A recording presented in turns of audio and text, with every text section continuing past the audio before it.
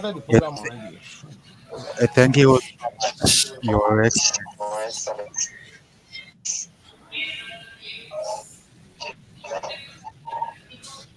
Thank you so much. Uh,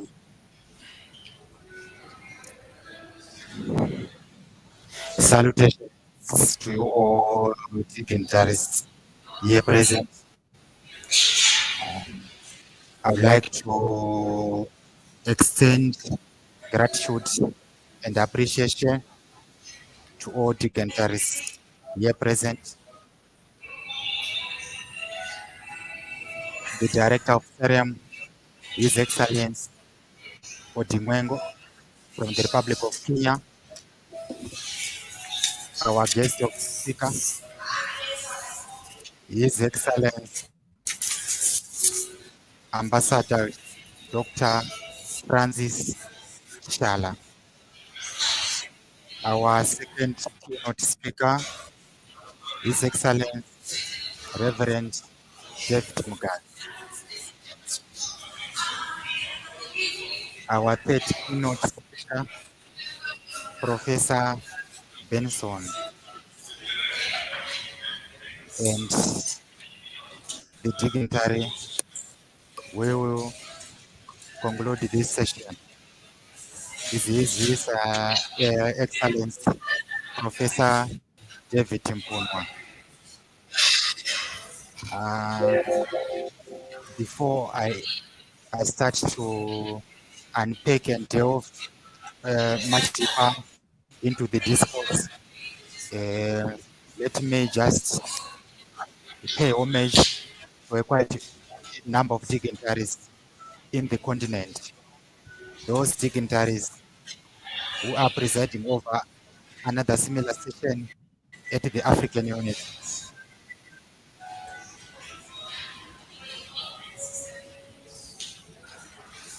His Excellency Flo Lumumba, Chief of Staffs,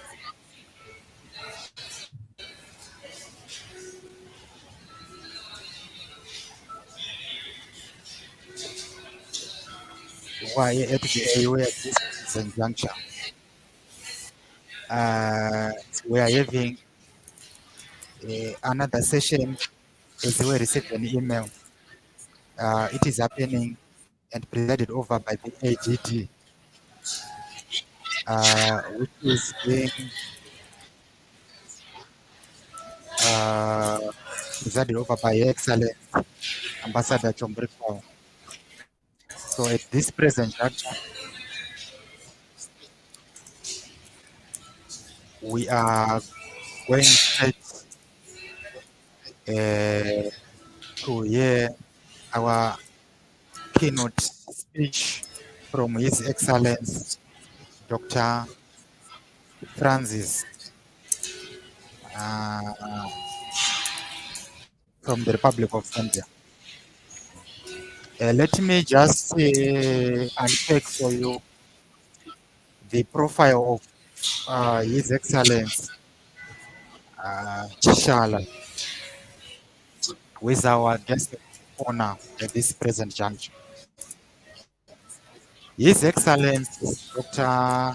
Ambassador Francis Chishala is the Global Pan-Africanism Network Special Rapporteur. He is also the chairman of the People of the African Descent with Disabilities. He is also the Global Chief Executive Officer and the former Managing Director of Advanced Arts and Services. He is also the former president of the National Project Oscar Community Service Society of Zambia. He is the current president of Africa Vision Wise Foundation. He is also a Pan-Africanist.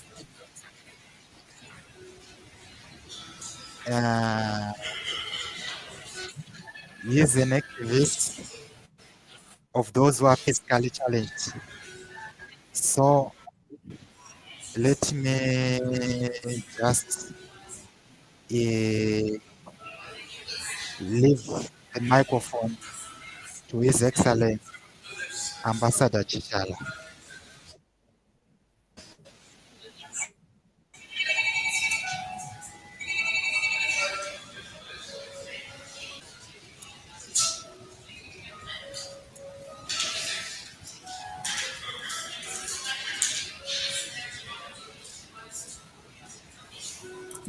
Good morning, Africans.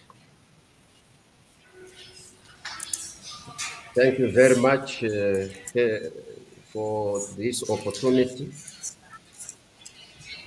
that you have given me for the first time in the history of the African continent. Before I proceed with my speech, I would like to ask all the dignitaries, the excellencies,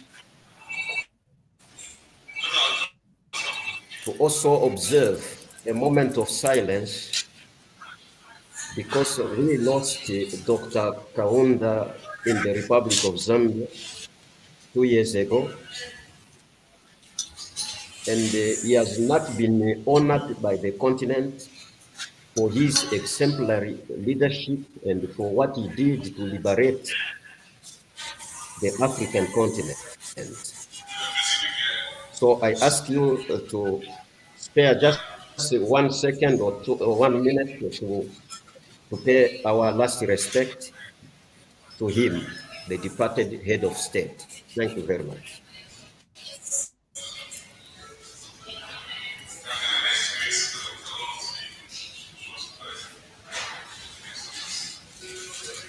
Thank you very much.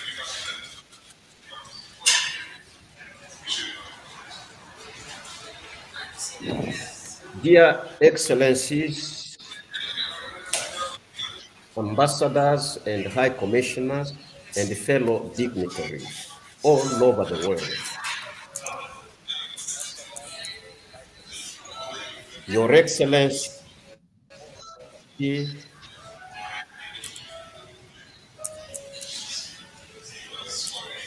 Madam Dr. Ambassador Arikana Chihombori,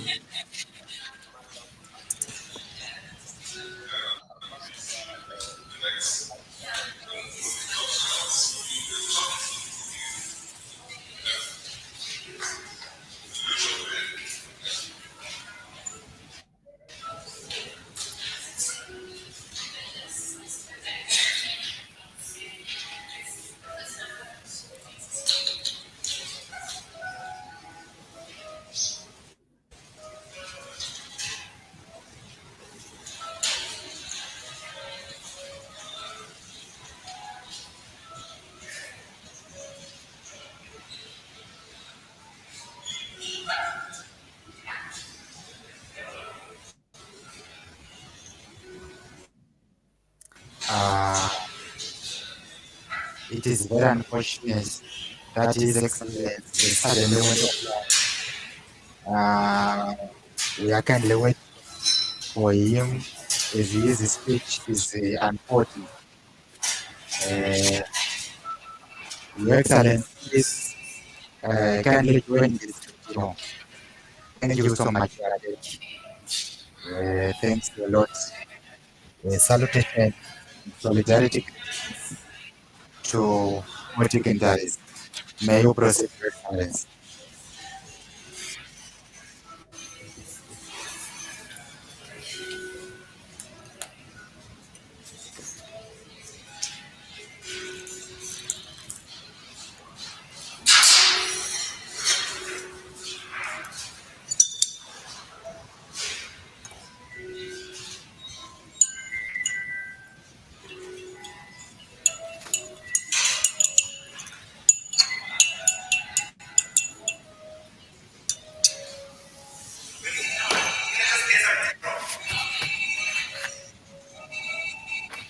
on behalf of the network, I am incredibly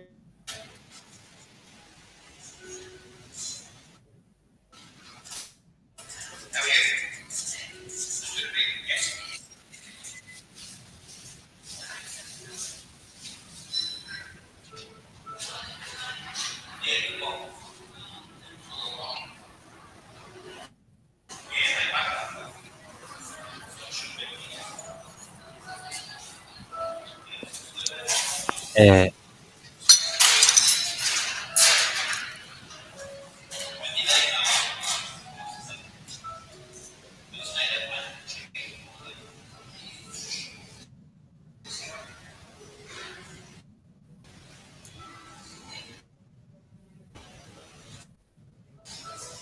Yeah.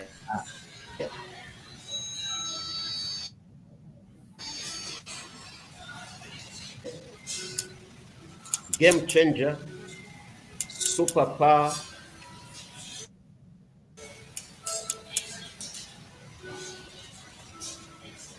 and economic influence of this nascent global. Your Excellency, Madam dignitaries,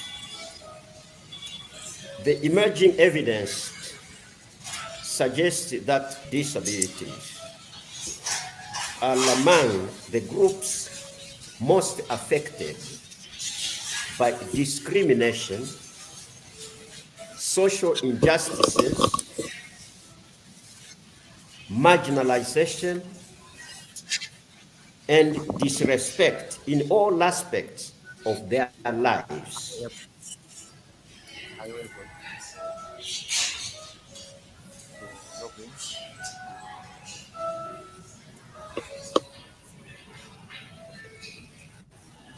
Okay, let me just send you the link. Let me just.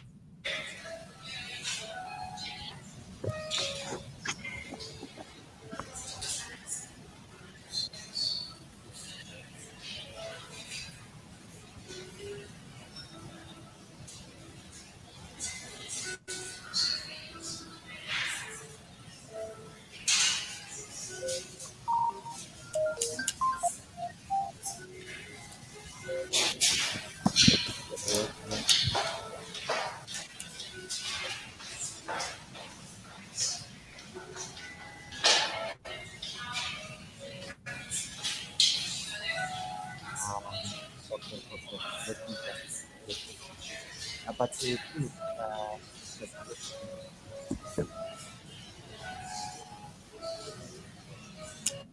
okay. Uh, uh, okay. Let me get to after getting. Uh, let's.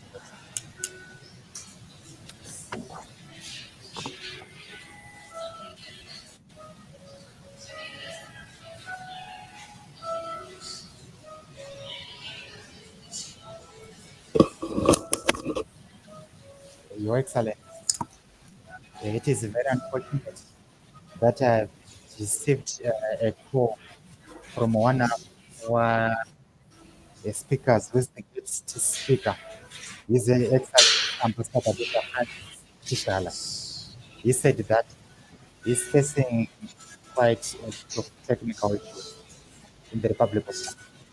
So in this conference with his technical experts, they said that the StreamYard is having a problem in Lusaka. So uh, I would like to give the microphone to His Excellency Odimwengu as I am uh, presiding of troubleshooting the crisis of trying to reconnect with the ambassador.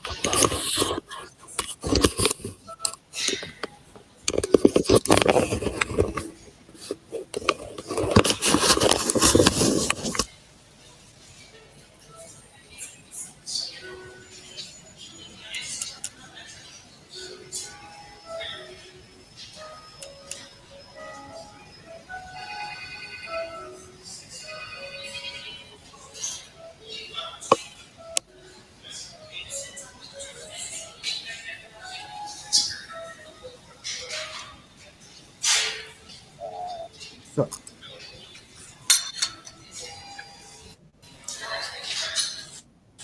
unmute yourself, Comrade Odimwengu. Unmute yourself.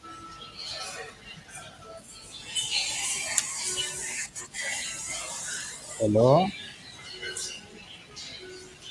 Your Excellency. Michael, can you just unmute yourself? Okay. His Excellency is facing quite a number of challenges. Let me join to Professor David Mpunwa. Prof, I'm just leaving you the microphone as I'm trying to connect with our next speaker. Uh, Prof Mpunwa, you can just proceed and take over. I'm trying to liaison or Ambassador Chala. Okay. Are you able to see my slides there? I'm not in a Are you position able to see them. to see? Uh,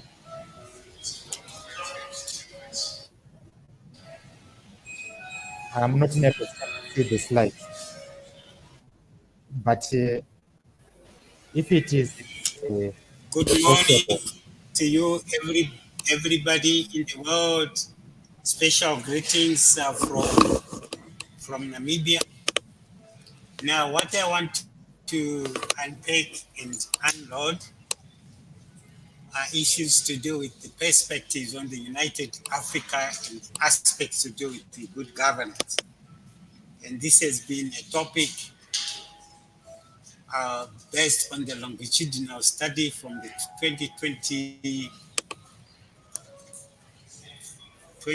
2022. Now, let me take this opportunity to convey um,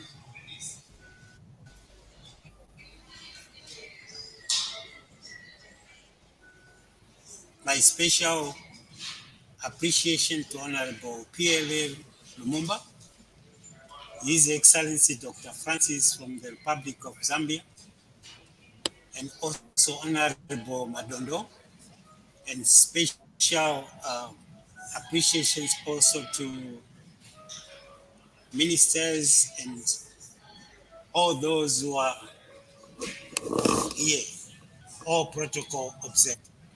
Now, the key objectives of the research were to determine the perspectives on the United Africa and good governance, and to determine the perspectives of people on integrating Africa, to unpack some challenges faced by Africans in the process of integrations, and also to unload a diasporian team-based approach to solving African conundrums. To chart the way forward for the United Africa. Why unity? The Swahili proverbs articulates is strength, division is weakness. When people come together, they can achieve greater things. The Bondi proverbs also articulates sticks in a bundle are unbreakable. And this proverb underscores the ideology that unity makes a group stronger and more resilient. The African proverbs also states that it takes a village to raise a child. And this is well-known saying that highlights the interconnectedness, the interlinking, the correlations of the supporting the juvenile generation. The Banyoro proverb also highlights that a united community is like a mountain and a divided society is a valley. So solidarity and unity are vital within a community or within a society. We had to ask, what is your gender? When we are doing some demographic constructs or demographic variables on the research. 60% were male, while 39% were female. Only 1% were LGBT. What about gender? Compulsory women through misogynistic inclinations should be eliminated at workplace. Women are paid less than men. Ask the footballers if you think I'm lying. The gender-based violence through economic, physical, emotional abuse and butchering of women in Africa should be put to an end. We promote gender parity, and anything against gender discrimination also should not be promoted. We vouch for women to be elected to positions of presidents. We have men who are warmongers, and we need peace, and women are proving to be good leaders. Ask the New Zealanders, and they will tell you the story. What about the vice presidents of America? Ask Queen Elizabeth, Mother Teresa, Mary Magdalene, Oprah Winfrey's genocides and children are subjected to violence on media about war in Ukraine, war in Israel, and war in Sudan. Who are the majority perpetrators of violence? Violence breeds violence. Qualifications. And from the research, we discovered that we had 35% master's holders, and also with 33% bachelor's holders, and also with 10% PhD holders. What name do you propose for Africa states for coming together? Proposed the United Africa, from names like United States of Africa, from Mother Africa, from Father Africa, from the United Countries in Africa, from Federal States in Africa, United Africa.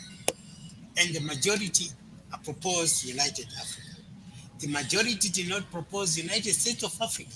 22% proposed the United States of Africa, 9% proposed the Mother Africa, United Countries in Africa, and the Federal States of Africa. What should be the name of African currency to be adopted? From at least a plethora of the African rand, the African dollar, the African money, the African shillings, the gold denary.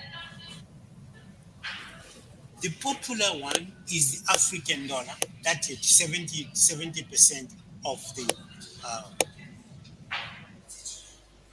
the survey. The name of the currency, the majority picked the African dollar. Why did the majority pick the African dollar instead of the African shilling? We can start to as it was proposed by the community. The integration of African states has more benefits than the disintegration. 94% consented and agreed to that notion, while only declined. Now, to integrate, while 4% stated that there is no need for us to integrate. Africans, let us unite. We know Africa is going to split into two due to climatic changes. And why should Africa start splitting into two now? Why should Africa unite? Let's listen to AI. You have some colonial legacy, so there is need for you to do that.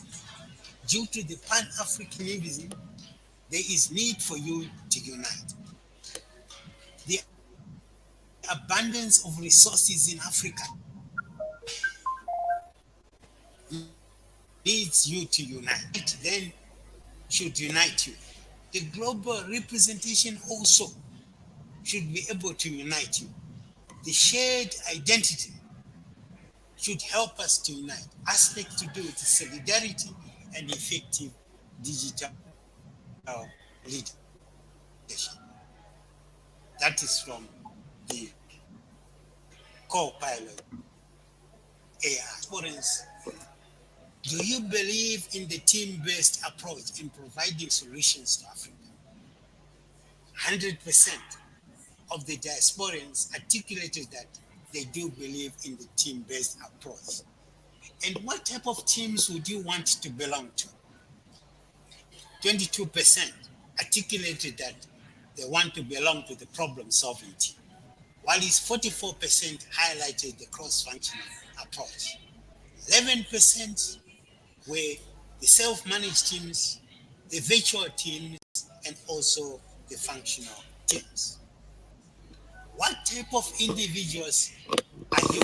We realize the majority of the um, diasporans are stars, and that was 33%, while those who were licensed were 22%,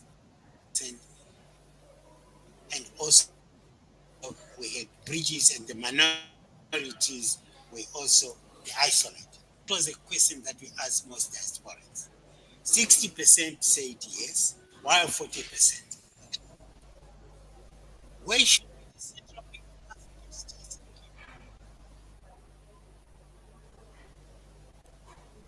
we had several ideas that some they said Accra, others said Kai, others highlighted South Africa, Tanzania, and Rwanda. But the majority statements followed by 90% is Nigeria and Rwanda. Now, do you think it is achievable to have the United States of America 14%? Do you think Africa will decolonize through invasion? 56% said no, while 40% said yes. We know about the Black history. Pan Africanism in 1990 a people without the knowledge of their culture, their ethos, and history are like a tree without roots. Malcolm X in 1925 believed that blacks were God's chosen people. As a minister of the nation, he preached fiery sermons on the separation from whites, whom he believed were destined for divine punishment because of their long-standing oppression of blacks. A white supremacist, Barakunda, chaos and a chaotic proponent, and a promoter of anarchy and insurrection, a leader in so-called democracy quoted as Africans are shitholes. The question is, are we shitholes, Donald Trump? Ask Moses in the Bible, the one that you purport to sell. Probably because you like to tend to make upside down the flag of America. Probably when you read the Bible, there is need for us not to turn it upside down. Our robust and rigorous arguments are Africa will never be colonized by Donald Trump. Africa will never be colonized by any superpower, whether is it China, whether is it France, whether is it United Kingdom, whether is it Russia, whether is it Germany or any Western country. Africa will never be colonized by any superpower, whether by China, whether by France, whether by United Kingdom, whether by Germany, whether by Russia or any Western country. Gone are the days of colonialism, neo-colonialism, oppression, subjugation, suppression, and depression. We are fully independent and we will never continue to blame any race for bigotry in Africa. We promote good governance and we are accountable for our actions in Africa. We are responsible for our actions in Africa. And we believe in the rule of law other races and the notion of blaming white, Asian, red, or any other nation is over. We are responsible for our actions. And we believe in inclusivity and we believe in diversity And we believe in fighting tribalism, xenophobia, and bigotry. The African people will have borderless states. Agreed. 23.3% disagreed, and 28% agreed. Now, 97% agreed on borderless states, 3% were undecided. The cyberspace is proving to become our borderless state. Why borderless state? I had to inquire from Charlotte GBT3. Because of economic integration and prosperity, there is need for us to become borderless. Because of the free trade agreements, there is need for us to become borderless. Because of the regional value chain, there is need for us to become borderless. Because of the trade and economic growth, there is need for us to become borderless states. Because of some of the conundrums that we might experience could be the need to fight smuggling and trafficking.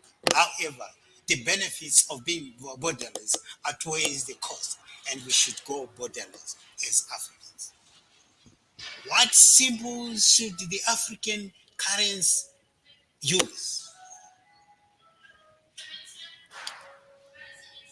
36% of the African legends should be on the currencies. And the legends of Africa, they encompass a rich tapestry of the kings, the queens, the chiefs, and other leaders from across the African continent. They be Kwame Nkrumah, Julius Nyerere, and Nelson Mandela. 37% articulated and enunciated that the minerals should be on the currencies. They'd be the oil, the gas, the gold, the diamond, the cotton, and the paper.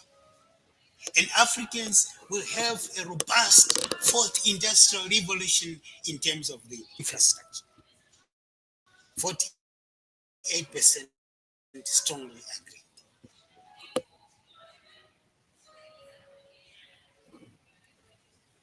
82% concerted on the digitization of Africa to make Africa a cashless society.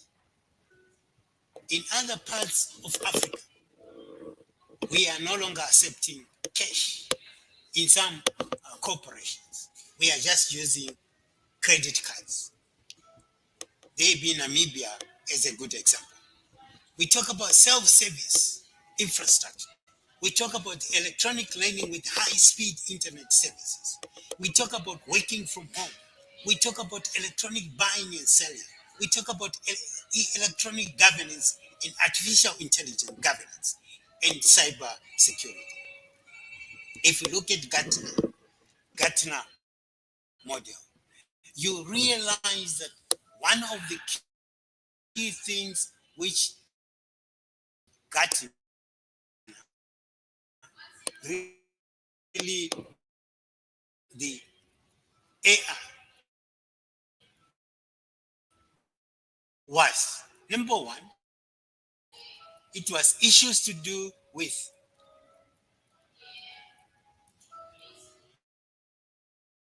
cashless society. That in 2050, which is the plateau of productivity, they articulated that AI will become the key or the fabric of the society. We talk about aspects to do with nanotechnology. We talk about aspects to do with working from home. That is in 2050, which is a plateau of productivity. But the innovation trigger and the peak of inflated expectations and the throw of disillusion and the slope of enlightenment. And in 2050, he highlights aspects to do with the plateau of productivity. AI is revolutionizing the world, whether you like it or not. Demand some kind of cambiatics, some kind of changes, which our leaders should appreciate, comprehend, enclave, and take everything into the algorithm business thinking from our leaders in terms of machine learning, which becomes the core competence, is to improve our core operations. And hence we are talking about machine learning. That in 2050, even in some institutions or some countries like Australia, Canada, robots will start to be teaching in classrooms. We talk about aggressive adopters of AI, they be or online. We talk about artificial cognitive technologies, AI robotic process in terms of automation. Now, Africa's vision of 2030 and Africa's vision of 2050, we are talking about digital content and application. We are talking about digital IDs, digital cash, emerging technologies, cyber security, privacy and personal data protection. We are articulated issues of research and development, digital industry, digital trade and digital financial trade and services, financial services, digital governance, digital governance, digital education digital education and digital health, and digital digital health, culture and an enabling digital environment, culture and an enabling environment, ecosystem in terms of enabling policy and ecosystem in regulation, terms of policy and regulations digital for skills such and human capacity, skills and human and capacity digital innovation and and digital entrepreneurship innovation and entrepreneurship. should implement digital Should strategies. We need full digital economies in Africa. We need expansion of smart cities in Africa. We need an adoption of artificial intelligence and massive education on AI advantage.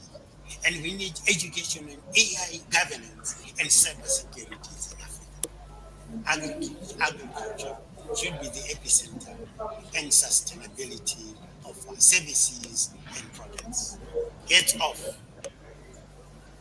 to the president of Kenya for his approach of putting in place a digital strategy in rural parts of Africa. Why should Africa fully digitize? To promote Africans' integration, to generate inclusive economic growth, to stimulate the job creation, xenophobic inclinations. 42% strongly agree, while 42% United Africa will have a robust competitive advantage. 49% agree, while 75% strongly disagree. But the majority of the people agreed that Africa will have a robust competitive advantage. One of the conundrums that we have to fight in Africa are issues to do with bad governance and aspects to do with corruption. 52% agreed that there is need for us to fight corruption, bad governance and corruption in Africa. 83% indicated we should be able to fight corruption in Africa if we unite. We have self-centered leaders, megalomaniacs, megalopoches, egoists and egocentric leaders, those who oil their bellies only with corruption instead. And we have deep fake corruption bodies in Africa that are keeping up appearances. With good policies, implementation of them in office. We mutually pledge to each other our lives, our fortunes, our honor, to defeat corruption in Africa and to unite Africans. Lifestyle audits might help when implemented properly, especially in the offices. We have to ask the job rotational system whether this should be done in a united Africa. The majority of 84% concurred, while only the minority disagreed. Do you think our leaders lack emotional intelligence? 66.7% agreed, while the minority of 33% said no. The African leaders should run for a maximum of how long? 5 years only. 64% of the people agreed. Only 19% said 10 years. Others, 3.2% said 2 years. 1% said 3 years. But the majority was 5 years only. When should the strategic plan for Africa unite commence?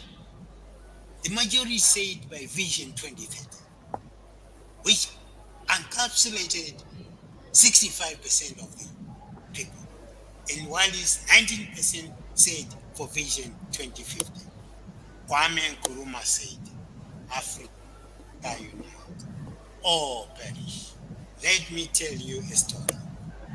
The good old lessons in Africa. The story is about the tortoise and the hare. Once upon a time, a tortoise and the hare had an argument, a contention about who can run faster. I am the fastest runner, the hare said. That is not true. The fastest runner is me, the tortoise. They decided to disagreement with the race, and they agreed on a route and started off the race. Fine, the tortoise. Okay, let's have a race. The hare articulated. The hare shot ahead and ran briskly for some time. Then, seeing what he sits under a tree for some time and realized before continuing. Poor guy, even if I take a nap, he could not catch up with me, said the hare. He sat under the tree and the tortoise plodding on overtook him and soon finished the race, emerging as an undisputed champion. The hare woke up and realized that he had lost the race and started to cry. Being slow and steady helps us to win the race in Africa. The story continues. The hare was disappointed at losing the race, and he did some soul searching and he realized that he had lost the race only because if he had not taken things for granted, there was no way the tortoise could have beaten him. Why did I lose the race? The hare made some kind of introspection. So he challenged the tortoise to another race, and the tortoise said, okay, can we have another race? The hare asked, and the tortoise consented to another race. This time the hare went all out and ran without stopping from start to finish. He won by several miles. The moral lesson, fast and consistent, will always be the slow and the steady in Africa. It is good to be slow and steady, but it is better to be fast and reliable. But the story doesn't end here. The tortoise did something this time and realized there is no way we can beat the hare in race and the way it was currently formatted. How can I win the race? Asked the tortoise. He thought of a strategic plan and then challenged the conundrum, the hare, to another race, but on a slightly different route. The hare consented. Can we have another race? This time we'll go through a different route. Sure. Off. And in keeping with his self-made commitment to be consistently fast, the hare took off and ran at the top speed until we came to a broad river. The finishing was a couple of kilometers, and others sat on the other side of the river. The hare said they were wondering what to do. And in the meantime, the tortoise thundered along, got into the river, swam to the opposite bank, continued walking, and finished the one. And finished the hare asked, what should I do? The moral story. First, identify your core competences, Africa. Then change the playing field to suit your core competence. The story still hasn't ended. The hare and the tortoise by this time had become pretty good friends. And they did the thinking, the cogitating together. And both realized that the last race would have been much better. So they decided to do the last race again, but to run as a team this time. Great. I think we could do it much. The tortoise said, "Hi, buddy. How about doing our last race again?" They started off, and this time the hare carried the tortoise till the what? Till the river.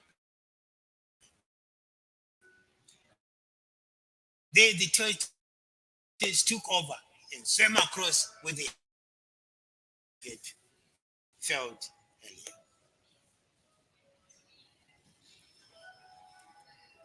It is good to be individually brilliant and to have strong core competencies in Africa.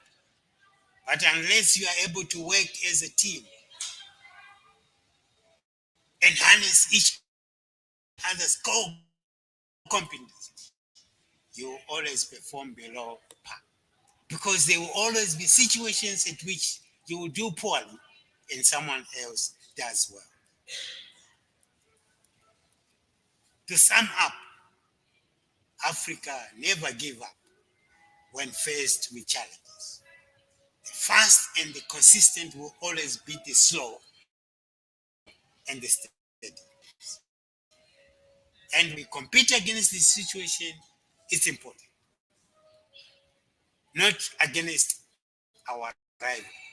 We need to resources and working as a team. And this will always be the best for us. Let's go and build stronger teams in Africa. And if you want not to go very far, go alone. And also be xenophobic. But if you want Africa to go very far, let us run together. Kwame Nkrumah, the Ghanaian leader, said, Africa should unite or perish. The Swahilian proverb, unity is strength, division is weakness. When people come together, they can achieve greater things. The Bondi proverb, sticks in a bundle are unbreakable. And this proverb underscores the idea that unity makes a group stronger and more resilient. It takes a village to raise a child. And this is a well-known saying which highlights of the community members in nurturing and supporting the younger generation. A united community is like a mountain, and a divided society is a valley. Solidarity and unity are vital within and the battles of most African speakers. There is need for us to adopt the name United Africa. There is need for us to have the African currency that should be called the African dollar. We should be the Swahili for communication across Africa. And it is recommended that the central bank should be in South Africa. Namibia and Rwanda should be supporting coinage. Africa should intensify its digital strategy without borders. It is also recommended that symbols such as our African legends, Kwame Nkrumah, Julius Nyerere, Nelson Mandela, Sam Nyoma, minerals such as oil, gas, gold, and should be on the symbols of the African currency. And Africa should intensify its digital strategy. Its intra-trade should also be intensified. And we should continue to train our leaders on emotional intelligence. And we recommend a team-based approach in solving African conflicts.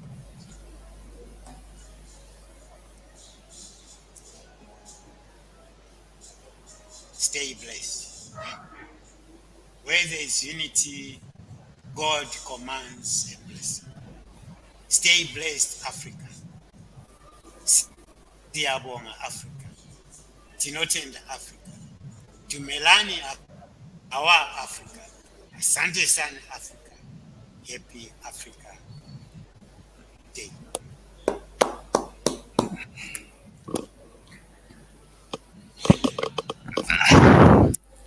Thank you.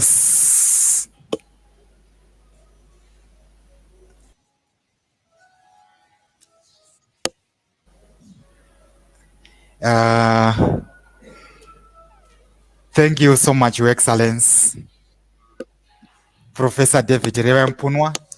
Thank you so much for your lucid and pellucid presentation.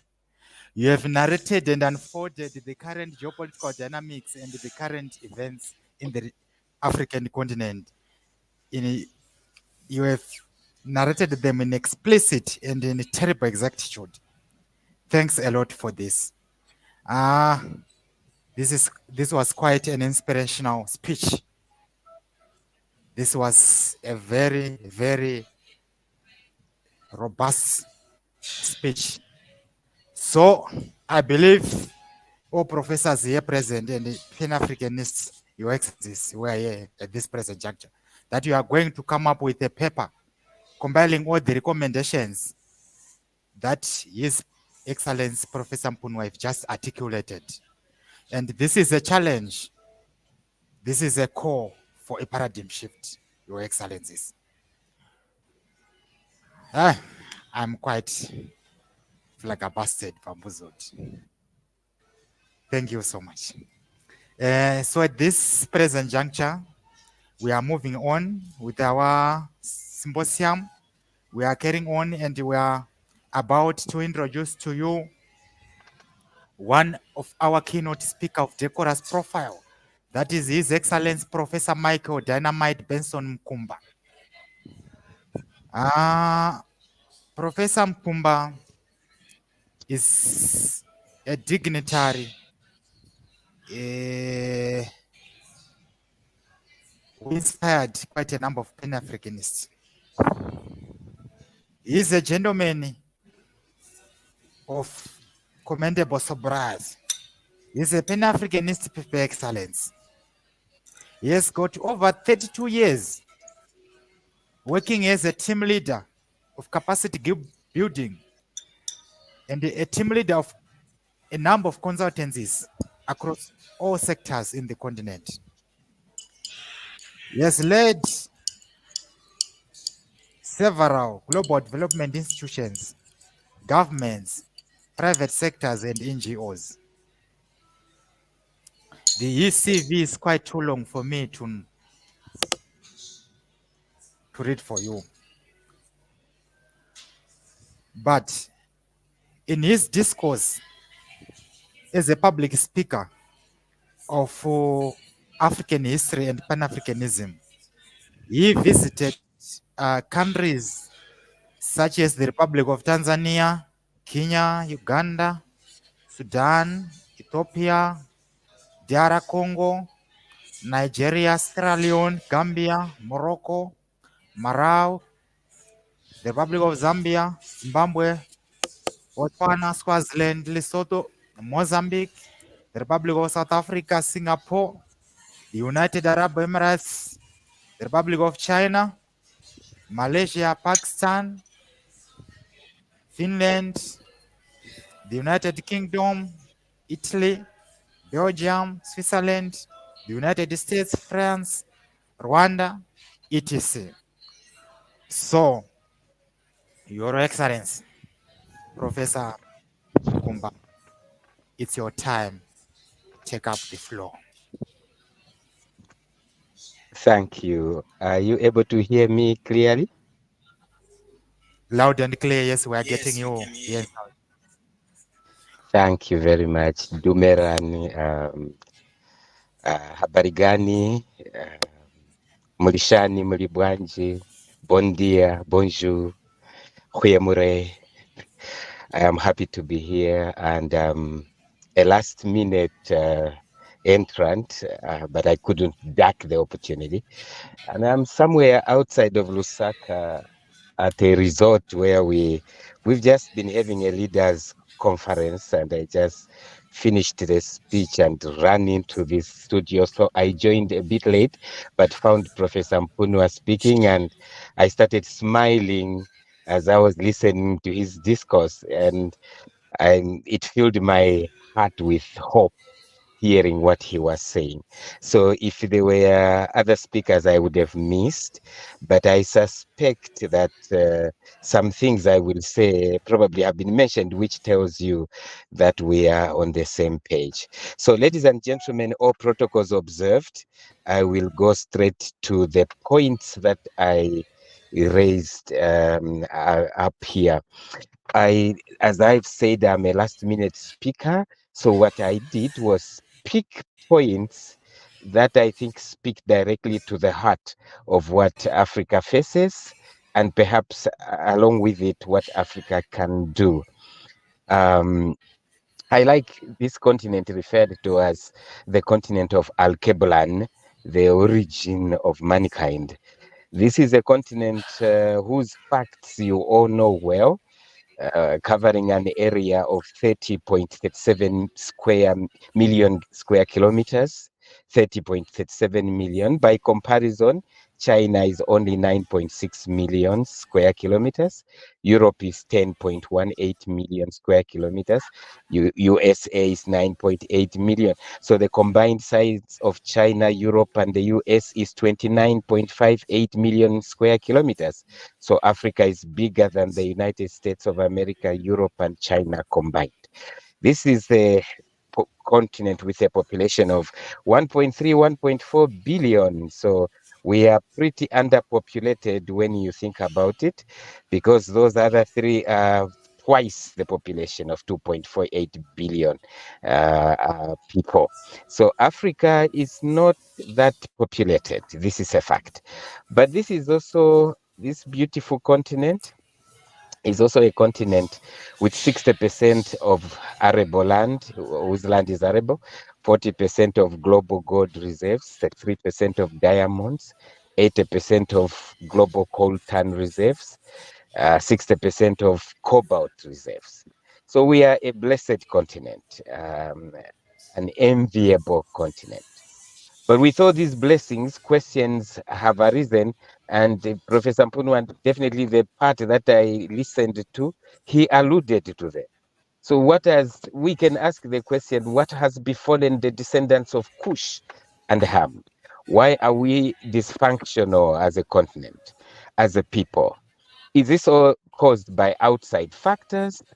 Why is it so easy for outsiders to come to Africa, often with nothing, exploit the resources, become rich, and then return to their homes? Yet Africa and its people remain poor. So what stops the indigenous people from exploiting the abundant resources around them? In one of my doctorates, I was studying the natural resource sector. And the question is, are natural resources a curse? Is it true that there is a resource curse? And my conclusion to that PhD was that there is no resource curse. Resources are a blessing, but there is a governance curse and maybe other things. So my focus then quickly will be a little more on individuals, the micro factors. I will allude to the macro factors and the meso factors, but I want to focus a little bit more on individuals. So I raised a few points, ladies and gentlemen, and they are in no order of importance. I will just throw them out there as they come. In the time that I had, this is all I could do. Number one, I say Africa is a pride divided. Now, the Asian economies are referred to, as you know, as Asian tigers, but the African economies are referred to as the lion economies. And we are a pride divided. And Professor Mpunwa did allude to this.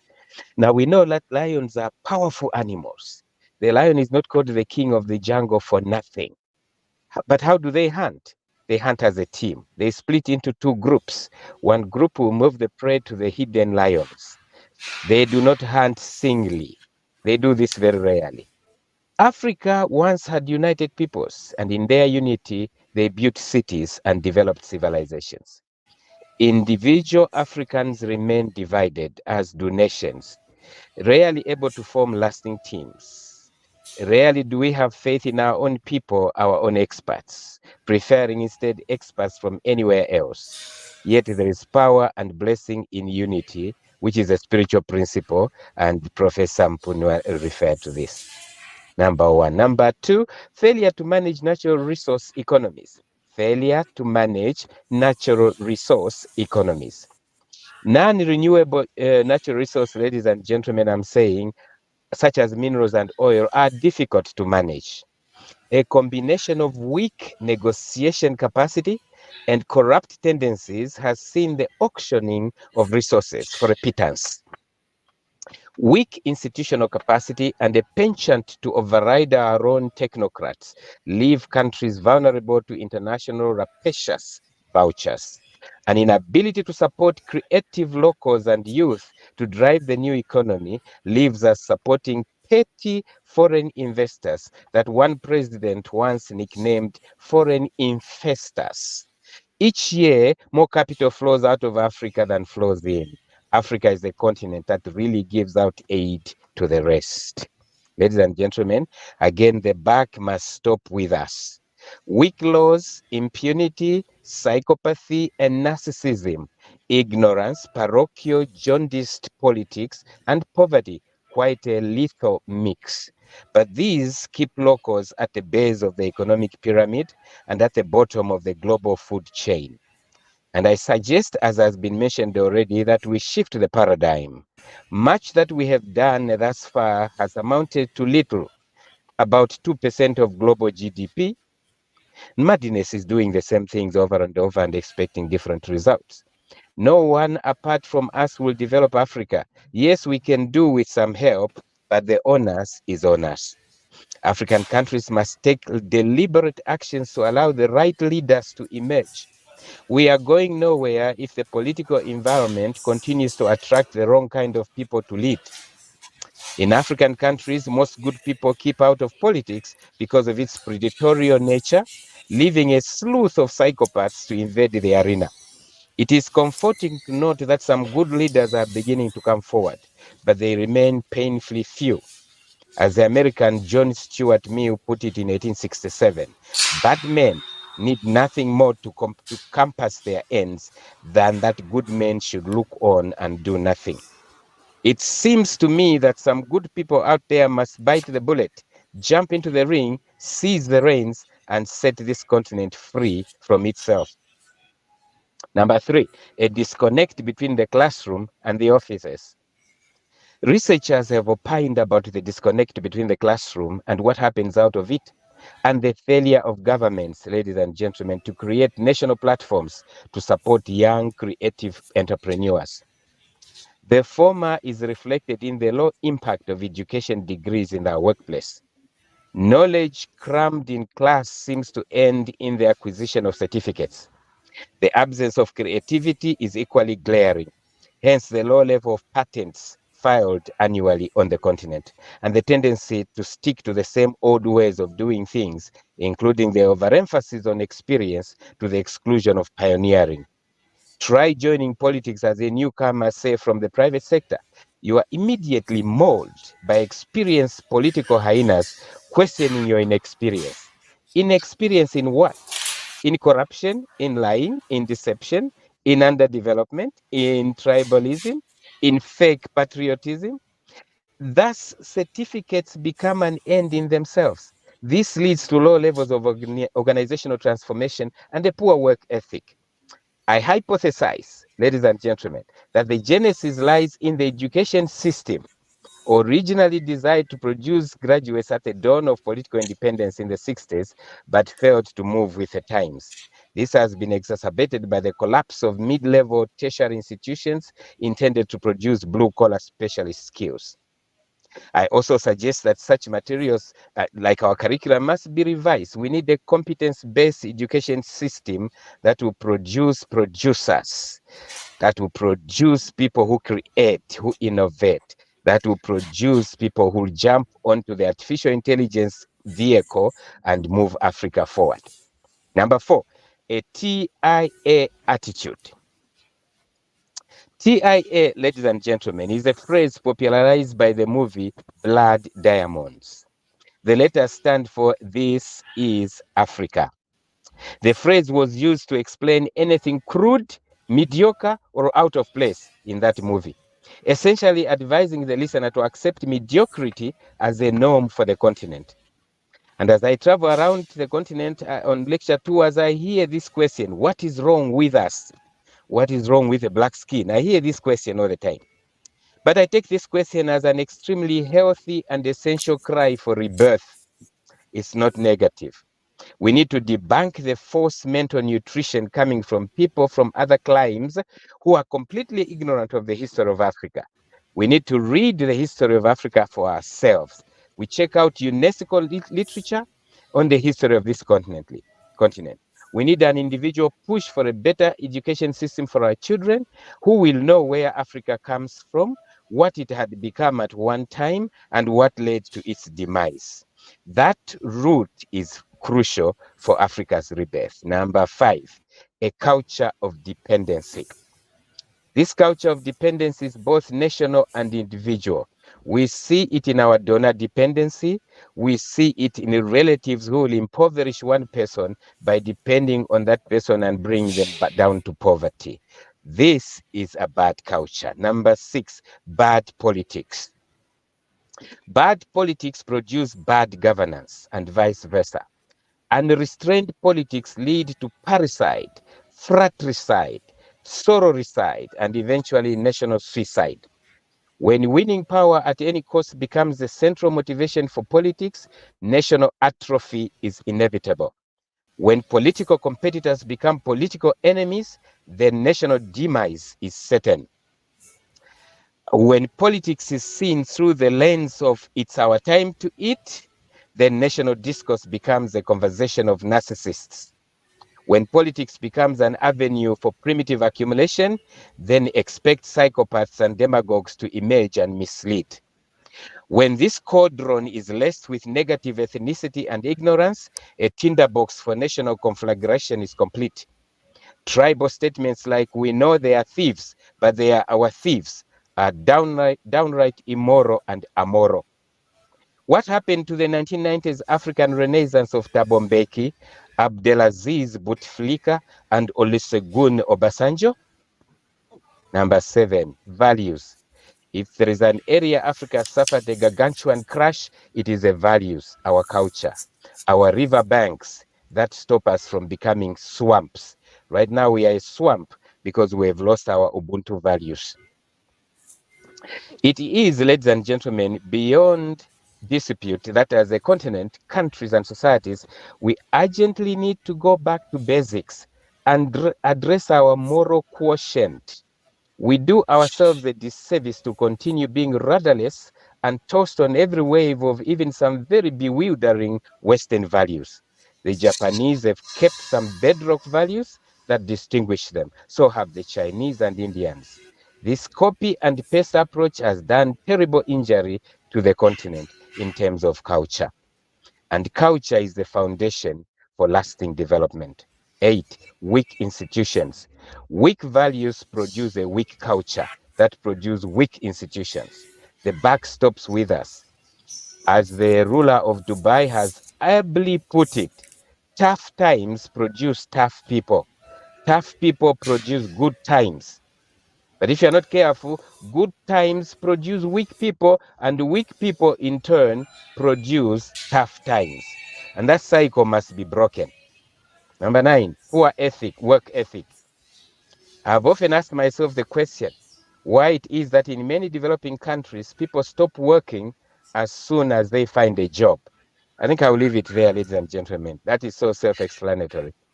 Number 10, an acquisitive get-rich-quick mentality. The phrase patient work no longer applies. The get-rich-quick mentality has taken over.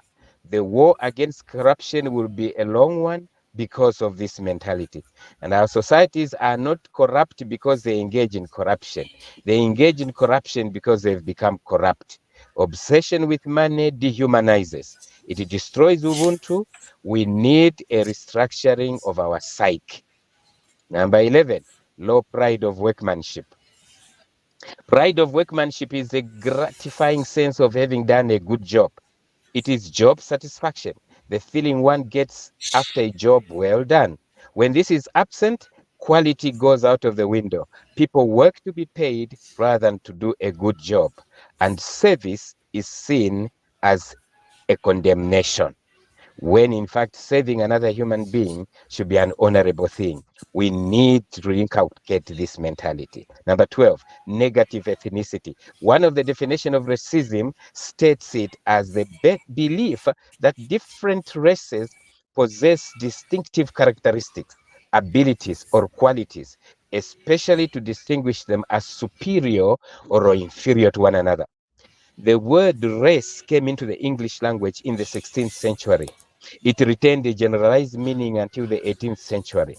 In 1735, the Swedish naturalist Carl Linnaeus proposed classifying human beings into 4 races. It remains the most problematic of the legacies of the Enlightenment.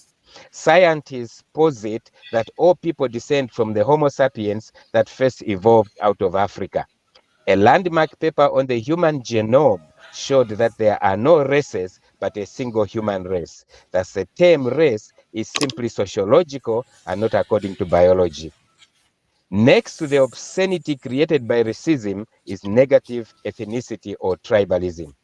It is what Koigo Wamwere of Kenya explains as the source of so many tensions, ethnic tensions in Africa.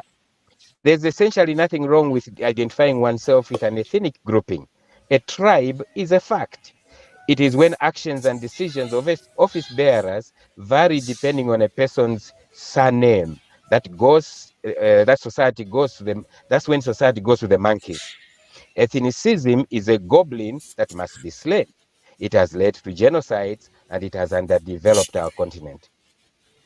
Number 13, myopia. It is said that most politicians concern themselves with the next election. So when I was listening to Professor Mpunwa and the research findings, when people want governments to last 2 years or even 3 years or 5 years, I find that very sad, because we can pick case after case after case of countries that have done well and are doing well. And invariably, it's those with steady, stable government that have stayed in power long enough to see the development cycle come to fruition, not one that short circuits each government that comes into power. Our problem is that our values are wrong, our culture has gone wrong, so we would rather the thieves who come in steal only for a short time. So we bring in another pack of thieves. The solution is to improve our culture, our values, and then to begin to put into power a stable government that will take time to transform minds of people, take time to lay down the groundwork for development, and see projects begin to come to fruition. Whether it is Rwanda, whether it is Singapore, whether it is Dubai, well, all these countries, whether it's China, you pick any country that has shown serious economic development consistently. In most cases, they've had a stable government for a longer period than this 5-year charade that costs us so much, and each time we keep bringing in the wrong people, and we then look forward to the next 5 years, and we lose time. The problem is somewhere else. The problem has nothing to do with how long people remain in power. The problem is somewhere else, and it's a cause that we need to address. Number 15, unwillingness to sacrifice the present for a better future. Unwillingness to sacrifice the present comfort for a better future. There is no greatness achieved without sacrificing the present position. None. The present has an amazing magnet. It ties you down. Your mind inflates the present comforts while ballooning the imaginary risks of changing. We have to let go of what we have to receive what we do not have. Yes, we shouldn't be careless. We shouldn't be reckless. We shouldn't be gullible. We shouldn't be naive, but neither should we be paralyzed. Dr. Strive Masiwa said this very well. He said, believe in yourself. You are braver than you think, more talented than you know, and capable of more than you can imagine. And President Obama said, do not have poverty of ambition. President Mandela, quoting somebody, said, there is nothing to be gained by living a life that is less than you're capable of. Our school system should inculcate these things into its curriculum. We need to teach practical integrity. We need to teach the power of attitude.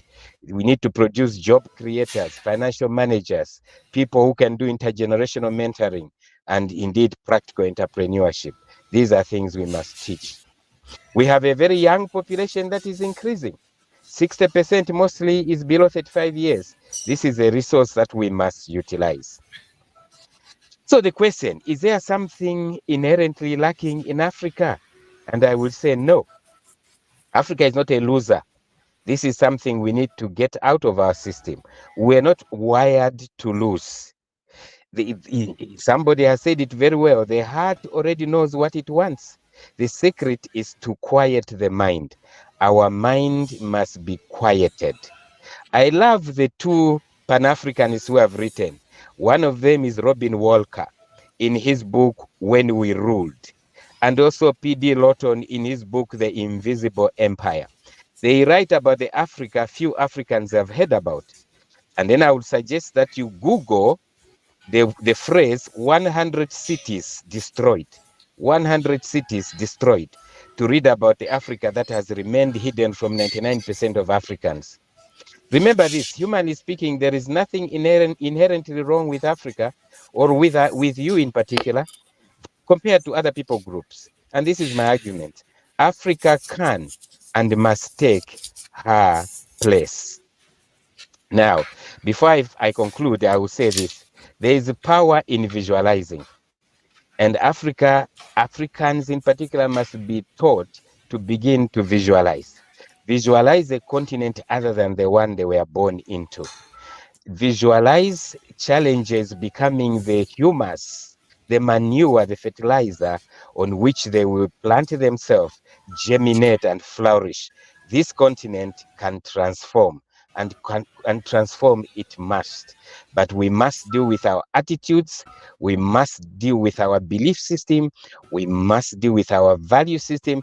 I will say, even economic development is secondary to the culture that we put in place. It is secondary to the values that we cater to ourselves. We need the right values, which is the software that will charge our economic development. In conclusion, ladies and gentlemen, I will say this. It is a full plate. Ours is a full plate, but it can be eaten empty. Those challenges that I have highlighted here are merely the manure that we need to sink our roots into in order for this continent to flourish. This continent of our Keblan has been shackled long enough.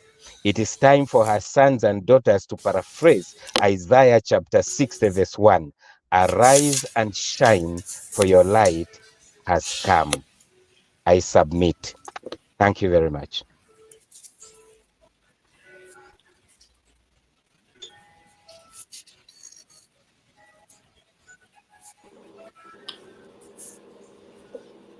Honorable Madondo, unmute yourself.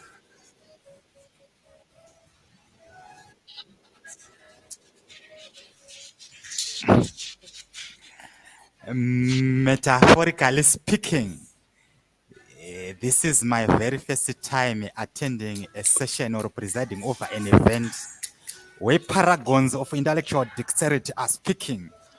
Thank you so much, Your Excellencies. This is now a period to shift the paradigm. This is quite fascinating. Yes. I'm horizontally perplexed and vertically bamboozled by the speeches. Thank you so much. This is my very first time to hear paragons of people of stratospheric intelligence speaking. Thank you so much. So I'm now reverting back to you, Your Excellence, Ambassador Dr. Francis Chishala. Thank you so much, our dignitary. So please take up the floor. This is your time to shift the paradigm.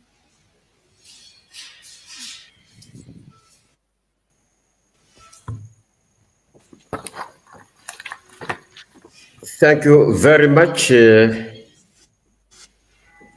Honorable Mandodo.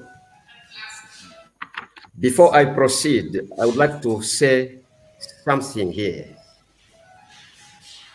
A new Africa is possible. I repeat, a new Africa is possible. If at all we all work together in unity of purpose, we shall surely achieve it. Your Excellencies, fellow dignitaries, I simply say all protocols observed.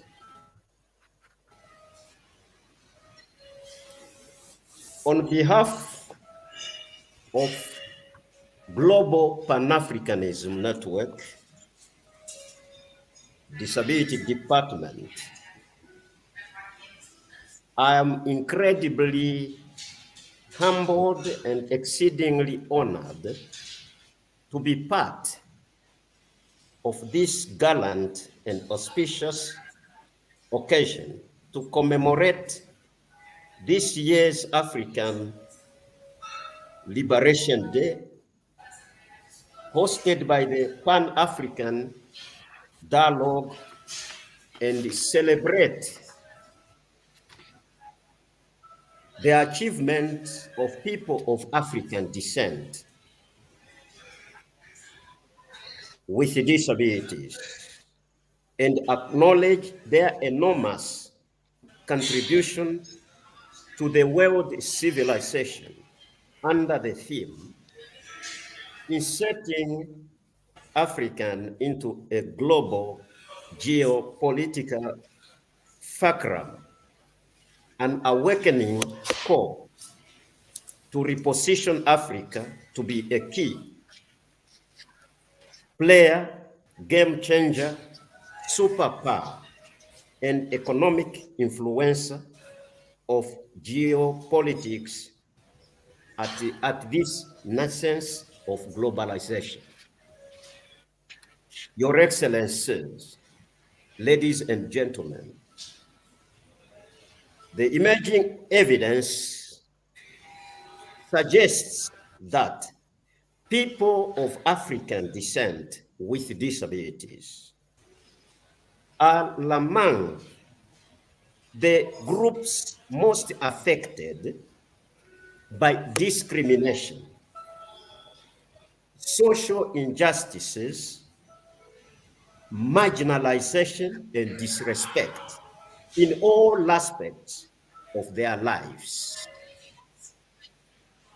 But more systematic evidence is needed to fully understand how and why this has occurred.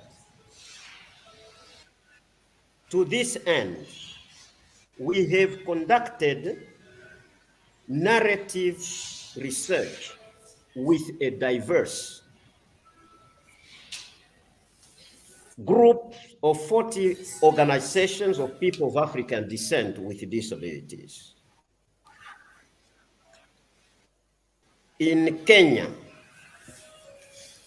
Bangladesh, Nigeria, Zambia, and Uganda, who are directly involved with community-based, inclusive development programs. The use of narrative research will help the global Pan-African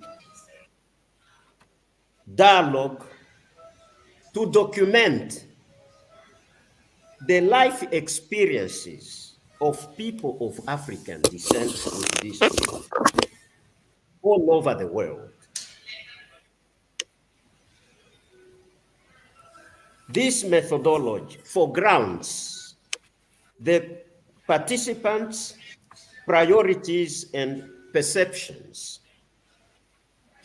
thereby allowing Africans to explore their perspectives on what is needed to build the disability diaspora policy, inclusive pathways to mitigate racial discrimination effects on all the Africans.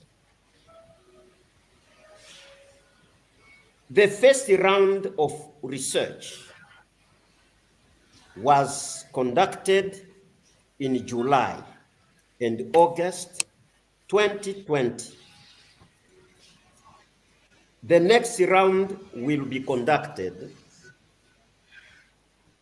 in July and August 2025 to document the impact of the crisis on the lives of people of African descent with disabilities. Over the data gathered and the first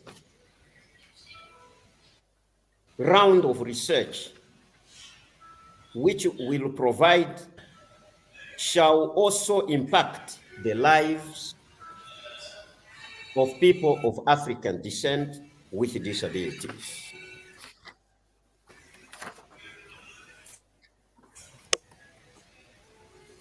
Bangladesh. People of African descent with disabilities are facing financial or were facing financial crisis due to the loss of their jobs as a result of COVID-19.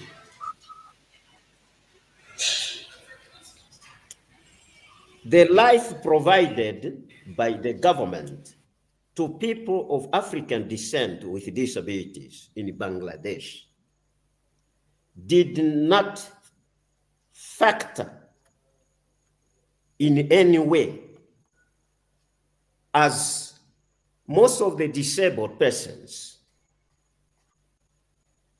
had to rely heavily on the help and charity by the organizations, which was not enough to sustain their livelihood. COVID-19 delayed the completion of their studies, and also those that were seeking for employment were rendered without any livelihood at all. This created a lot of mental pressure on the persons with disabilities seeking for employment were not available. Kenya. COVID-19 exposed weak social protection programs as people of African descent with disabilities required and expected support from their government, which was often not being provided. They did not seem to want to be heavily rely on the Organization for People of African Descent with Disabilities or non-governmental organizations, but instead, they looked up to the government to provide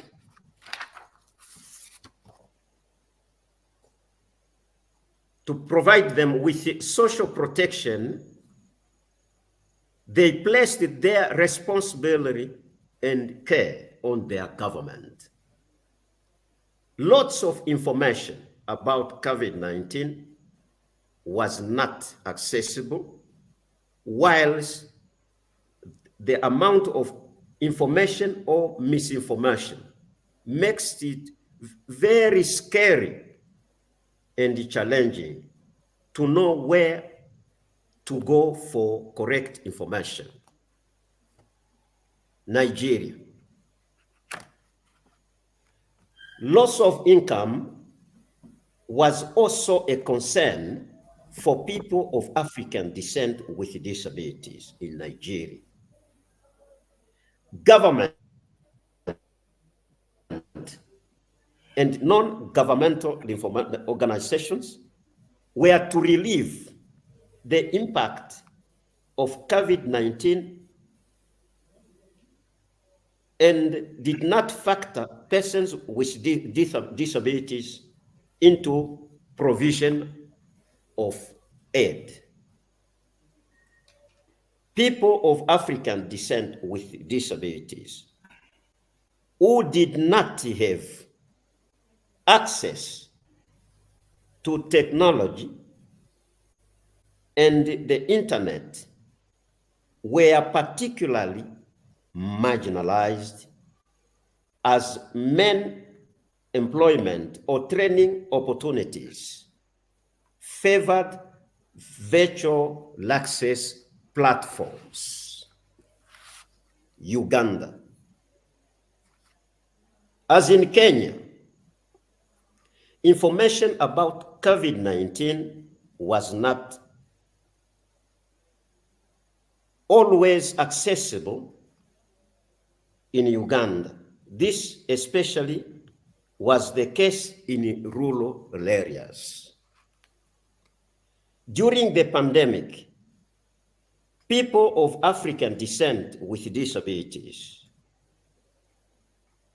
seemed to have lost hope, especially those who were in the process of finalizing their studies or whose jobs were not readily available at the time of the pandemic. To this end,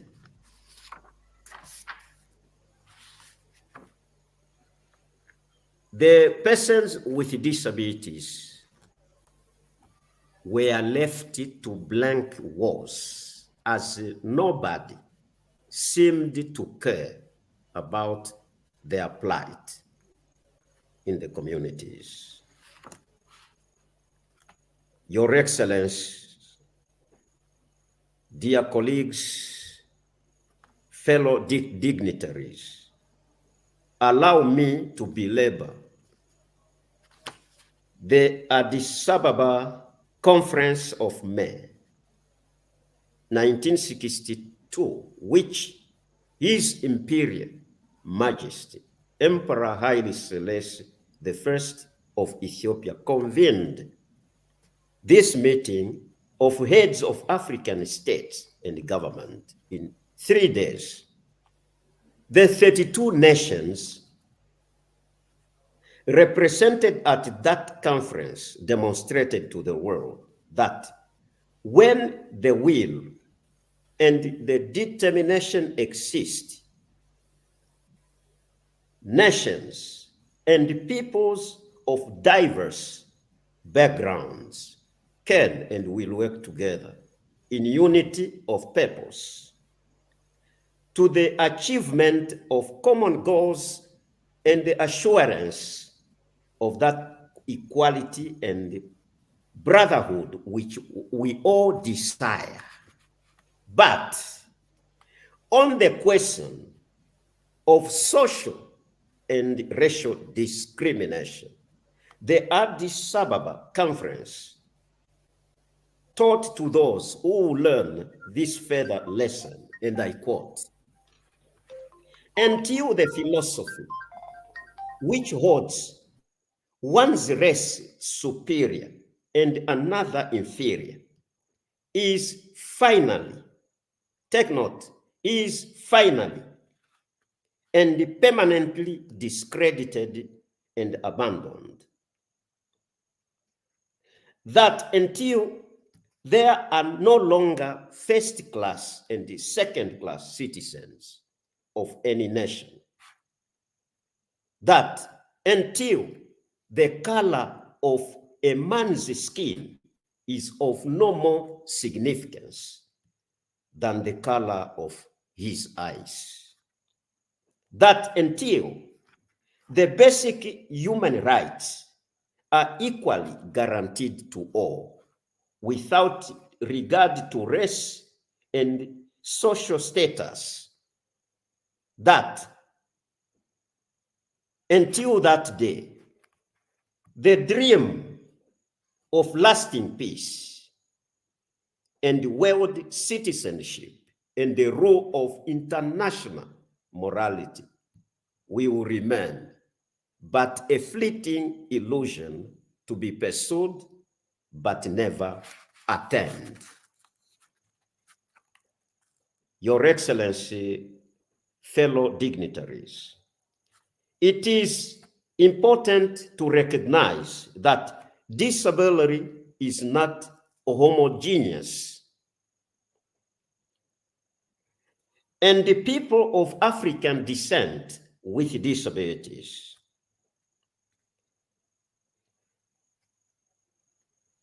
have and fellow and other impairments have faced different types of challenges during the lockdowns. It is important to consider diversity of experiences. It is also not clear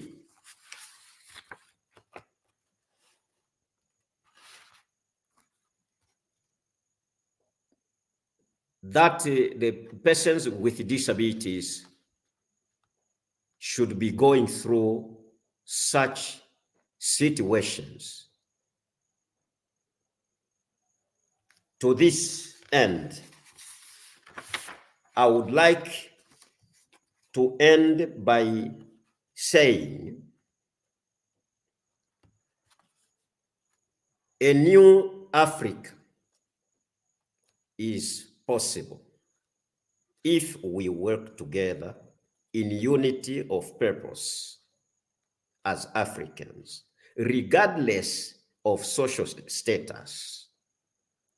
Because the persons with disabilities are the first group of people to be forgotten and the last people to be remembered. With all these few remarks, I say, Africa, unite. It is possible if we love one another. Arise and shine, for thy glory has come. Thank you.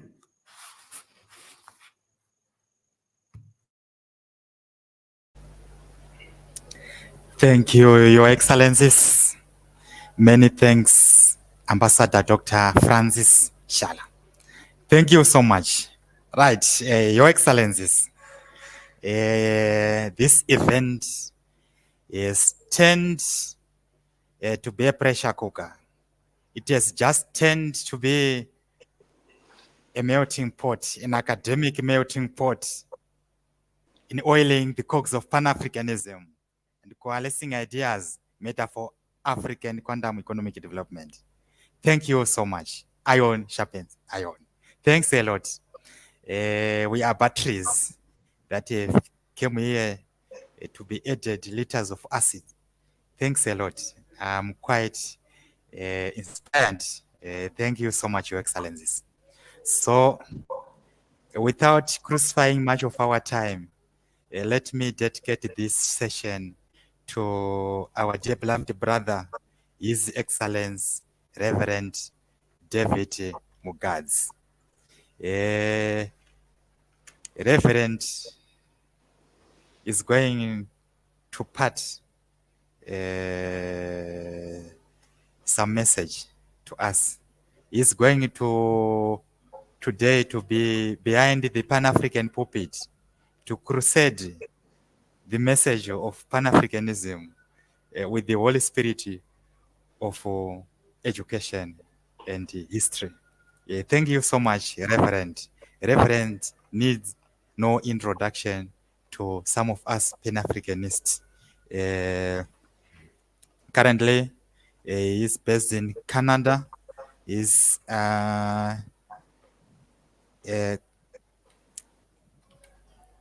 studying, but has got quite a number of academic qualifications.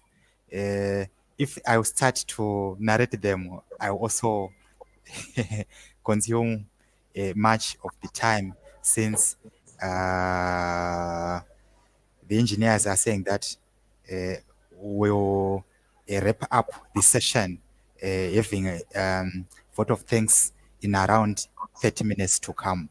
So, Reverend, the microphone belongs to your pulpit at this present juncture. Thank you, Honorable Madondo. Can you hear me well? Thank you very much. Salutations, Your Excellencies, Pan-Africanist, and all protocols observed.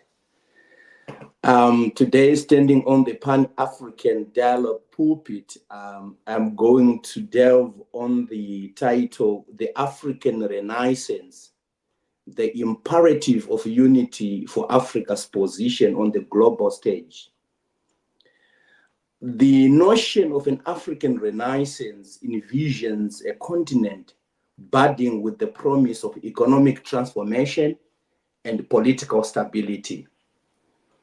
African leaders and intellectuals have long spoken of a renaissance, a rebirth that could solve the pervasive African problem of underdevelopment. And at the heart of this vision lies a fervent desire to bring about sustainable development, enhancing the quality of life for the continent's billion-strong population. In this address, we embark on an analytical journey to unravel the intricacies of the African Renaissance, evaluating the opportunities and challenges that lie on the path to overcoming underdevelopment. And in doing so, we shall refer to pivotal sources that shed light on this continental aspiration. And what is the context of Africa as far as the African Renaissance is concerned? To comprehend the African Renaissance, one must first grasp the historical context of underdevelopment across the continent. Africa's struggle with underdevelopment is not solely a result of internal failings, but a complex interplay of external exploitation, post-colonial legacies, and systematic global inequalities. Colonialism dismembered societies. It plundered resources and leaving behind artificial borders and a political structure ill-suited to traditional African governance. The International Monetary Fund and World Bank policies, such as structural adjustment programs, often exacerbated these issues by applying one-size-fits-all solutions that failed to account for nuanced local context. And what is the vision of the African Renaissance? At the dawn of the new millennium, the South African President Thabo Mbeki became the most articulate proponent of the African Renaissance, expounding a philosophy that hinges on African solutions to African problems. And Mbeki's vision embraced democratic governance, regional integration, infrastructural development, and an African unhindered by disease, poverty, and illiteracy. This ambitious project aligns with the United Nations Sustainable Development Goals, a universal call to action to end poverty and protect the planet. United Nations 2015. African goal is not only to end poverty, but for Africa to define her destiny and being a giant in the global space. Yes, there is competition and Africa is being suffocated economically and politically. However, the sleeping giant has to wake up from slumber. We have to be united, oil the coke of democracy, curb corruption, improve our continental free trade area, stop economic hemorrhage and all forms of bad governance. What is the imperative of unity for Africa's position on the global stage? Africa, a mosaic of nations, rich in cultural diversity, natural resources, and potential human capital, stands at a crossroads. With over 50 nations, each with its unique identity and developmental trajectory, the lack of a unified voice and common agenda has often hindered the continent's influence in global affairs.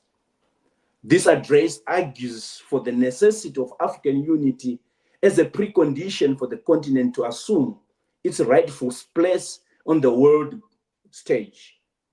It draws upon various sources and examples of regional integration, efforts to expound on the challenges and opportunities that collective action presents for Africa. The imperative for unity. The call for African unity is not a new concept. It echoes the Pan-African vision propounded by founding fathers such as Kwame Nkrumah, Julius Nyerere, and Haile Selassie. Their prescient understanding that individual states lack the clout to influence global politics has been substantiated by subsequent development in international relations. First, I have to talk about economic clout and the negotiation power. The fragmentation of Africa states has historically been a barrier to forming a strong economic bloc capable of negotiating favorable terms in the global trade and finance systems. We negotiate as Africans in the global platform, standing on a point of disadvantage. As a pastor, I can give reference to the biblical story of the two sons of Isaac, Jacob and Esau. It demonstrates that as long as you negotiate standing on a point of weakness, then you will dance to the tune of the one who is stronger. Jacob has a wonderful cooked dish, and Esau is a tired and hungry man coming from the forest. Esau asked for food, and Jacob said, "If I give you food, then give me your birthright." Meaning Jacob will take the blessing of the firstborn. In Africa, it's time we reclaim our birthright and negotiate on the global space as hungry, not as hungry people and beggars.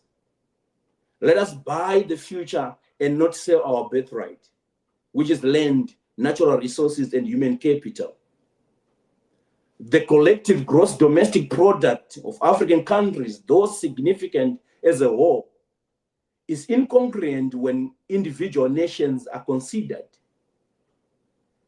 Good, where 2018 highlights the potential of the African continental free trade area to create a combined market that could increase intra-African trade and empower the continent in global economic negotiations. Number two, we talk of political solidarity and conflict resolution. Political disunity has hindered effective responses to conflicts and political crises. The African Union, the continent's foremost political body, has often struggled to mobilize consensus among its member states, undermining its peacemaking and peacekeeping capabilities. Many scholars lament the missed opportunities for conflict resolutions due to inadequate political will and coordination among African nations. Africa, let's turn our swords into plowshares, and let's turn our spears into pruning hooks and build Africa. The African proverb says, when brothers fight to death, a stranger inherits their property. And what is the challenge? What are the challenges to African unity? Despite apparent advantages, several challenges impaired the realization of this unity. And number one is the historical and political fragmentation. The legacy of colonialism and the arbitrary borders it left have entrenched ethnic, cultural, and linguistic division, making efforts toward the unity complex. Lack of unity and cohesion among African nations has hindered progress in various sectors, leading to underdevelopment. Political fragmentation has caused frequent conflicts and rivalries, diverting resources and attention away from much needed social and economic growth. Moreover, it has resulted in barriers to regional cooperation, impeding the implementation of collective strategies to address common challenges. A comprehensive analysis of how these divisions exacerbate governance challenges and undermine efforts to foster continental-wide solidarity needs to be done. Number two, economic disparities as a factor. Economic inequalities between African countries complicate the creation of a common market and economic union. While countries such as Nigeria and South Africa boast relatively large economies, others, mainly in the Sahel and Horn of Africa, lag significantly behind, creating potential tensions over resource distribution and policy priorities. What is the other factor that hinders African unity is ideological differences. The diversity of governance systems and political ideologies across the continent also presents a significant challenge to unity. Countries pose different economic and political models, which can lead to discrepancies in visions for the continent's future. Despite the promising outlook, the path to the African Renaissance is fraught with challenges. Conflict, poor governance, and corruption have been perennial obstacles.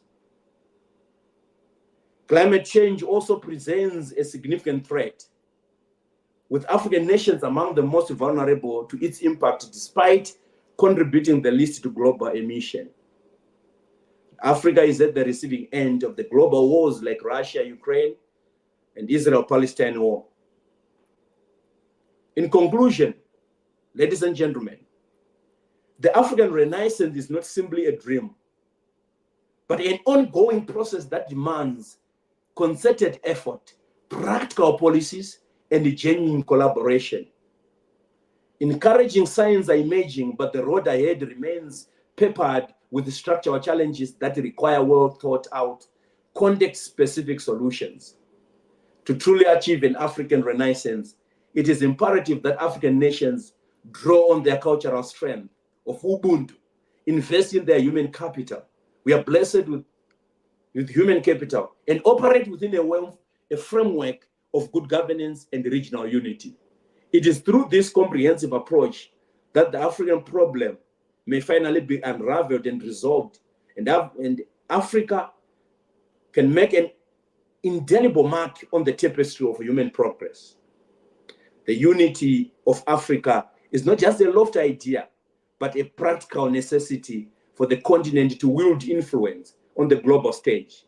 The path to unity is fraught with challenges, yet the potential benefits in terms of economic strength, political solidarity, and cultural impact are immense. A united Africa could become a formidable force, shaping the international order and contributing to a more equitable global community. Long live Africa! An integrated, prosperous, and peaceful Africa is the way to go. Africa, let's unite. Amanga, thank you. Asante sana, tatenda, siabonga. Over to you, Honorable Madonna. Thank you.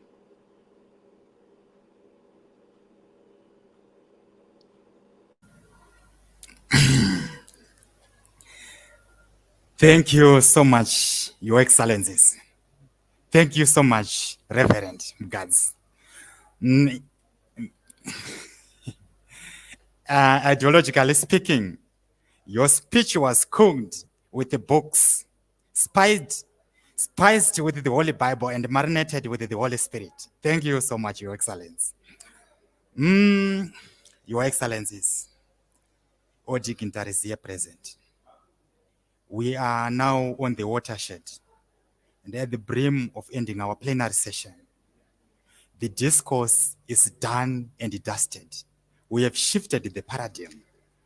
In summary, let me conclude by these remarks that before I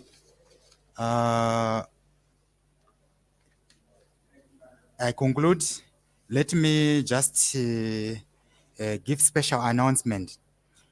We've got urgent announcements to you all dignitaries.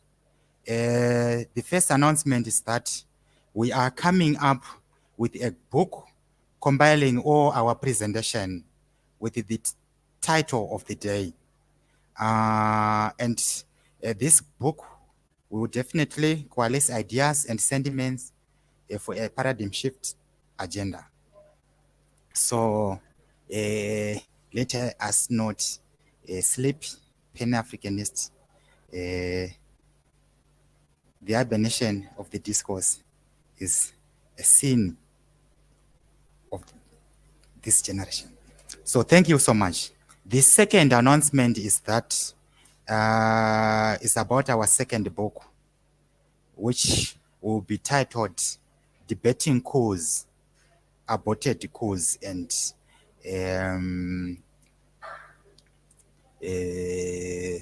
Counter Coups in Africa. A book will be called A Clarion Call for Paradigm Shift. Then the third call will be about a book on globalization. An email will be circulated to you all dignitaries. And we are going to meet, our fiscal meeting currently will be on the, will be in Harare, where we are going to meet in Mount Upton at the SADC Summit in August. So we're going to meet there. See you there, Your Excellencies. The next announcement will be on the appointment of His Excellency David Mgads. Is going to be appointed as the leader of Pan-Africanism, of the Pan-African dialogue, as the academic leader. So thank you so much for this, Your Excellencies. So let me just juxtapose to you that we've managed at this present juncture, we've managed to shift the paradigm at this hyper nascence of globalization. And we've also managed to collaborate and to oil the cogs of Pan-Africanism. We've also promoted, managed to come up and promote, we've promoted pluralism and diffusion of ideas in our discourse. So we have been challenged here, Your Excellencies, to domesticate sustainable development goals, to liberate the Sahrawi Republic.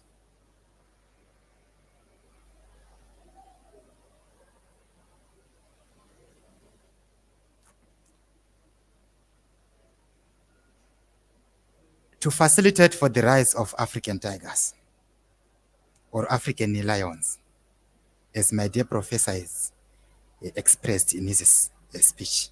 So thank you so much. I'm now exiting the floor, but I will leave this forum in the hands of His Excellency Professor David Mpunwa to give us a vote of thanks and some lucid recommendations. Professor Mpunwa, this is your high time to conclude this plenary session. Thank you so much. I'm now exiting. Yours truly, Honorable Madondo. Thank you so much, Your Excellencies. Thank you so much.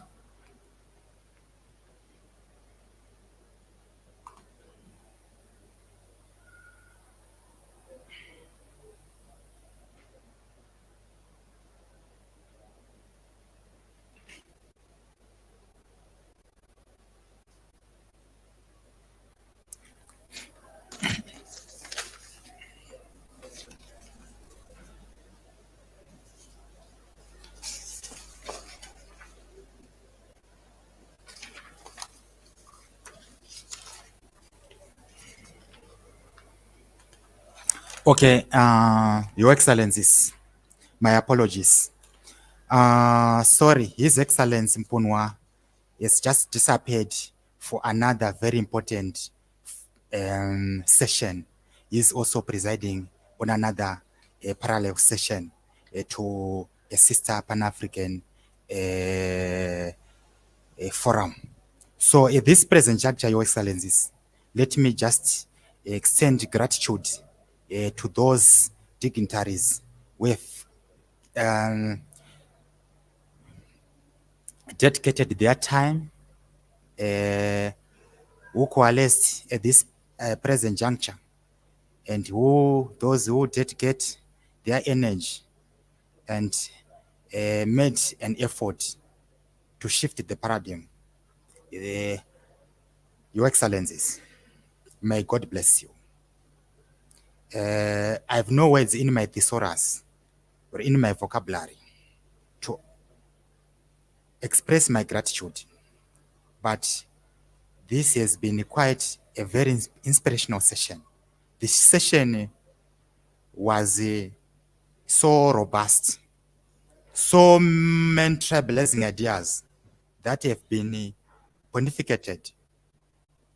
Thank you so much for your speeches.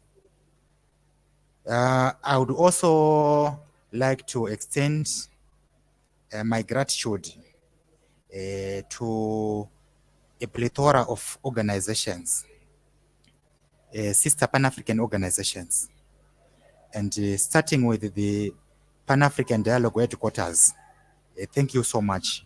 Your Excellency Engineer Jezeville, thanks a lot for organizing this session. I would like to extend gratitude to Ambassador Chi of the ECOWAS Parliament. Thank you so much, Ambassador. Thank you so much. I know at this present moment, you are also presiding over a conference in the Republic of Nigeria. But thank you so much for your avid strength and effort to see that Pan-Africanism is flourishing as a discourse. Your Excellencies, I'm extending gratitude to a number of organizations, non-governmental organizations, especially the Global Coalition for Security and Democracy in Nigeria. Your Excellency, Prince Elmade, and your team. Thank you so much. Quite a number of diplomats. I'd like to extend gratitude to you. Thank you so much, Your Excellencies. Ambassador Ahmad Bashir, the Sahrawi Republic Ambassador to the Republic of Uganda and Sudan. Thank you so much for making sure that the Pan-African Dialogue is getting to its toes, is fighting tooth and nail for democracy in Africa. The Amnesty International would like to extend gratitude. All African governance. I'd like to, I'm short of words to express myself. African governments, you've done so, you have been so benevolent to nurture academics and universities, Pan-African Dialogue youths. Thank you so much. I'm extending gratitude to you all, Your Excellencies. The Pan-African Parliament, thank you so much. All commissions and subsidiary groups of the African Union Commission. Thank you so much. Thank you so much.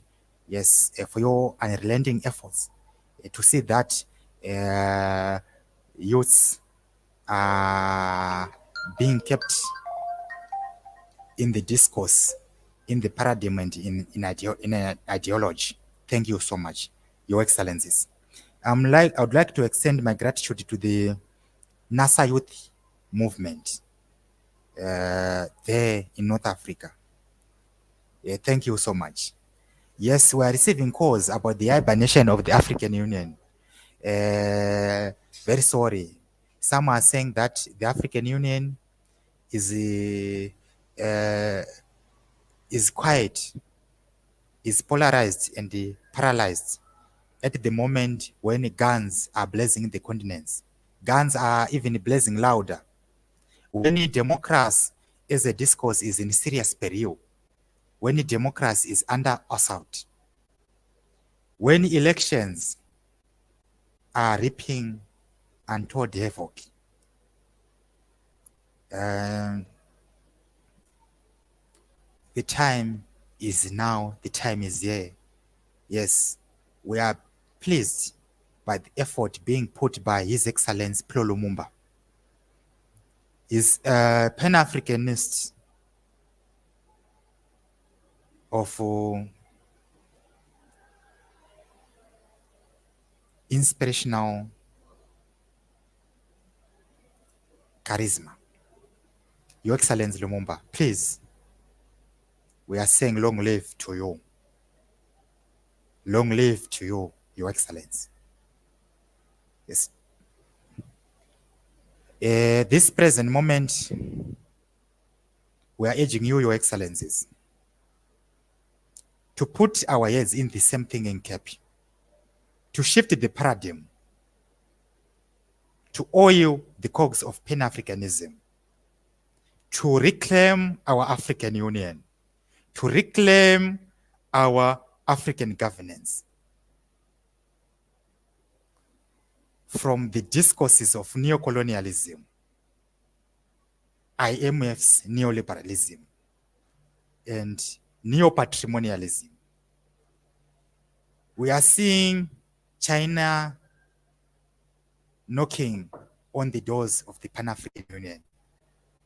We are seeing United States knocking, using Kenya as the point of entry to kill the discourse. But we are also open for business. We are open for collaborations. We are open for partnerships. Thank you so much. That is the end of our plenary session. Thank you so much for showing up to this symposium.